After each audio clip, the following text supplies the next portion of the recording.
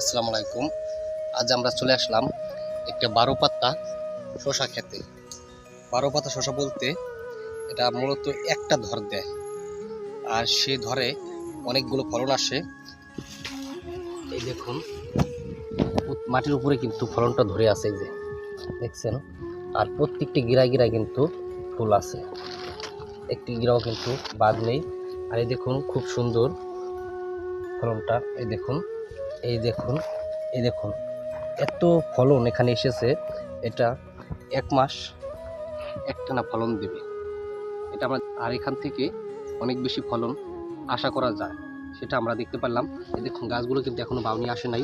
আর দেখুন, এই দেখুন 1 2 3, দেখছেন কত সুন্দরভাবে ফলনগুলো ধরা শুরু হয়েছে।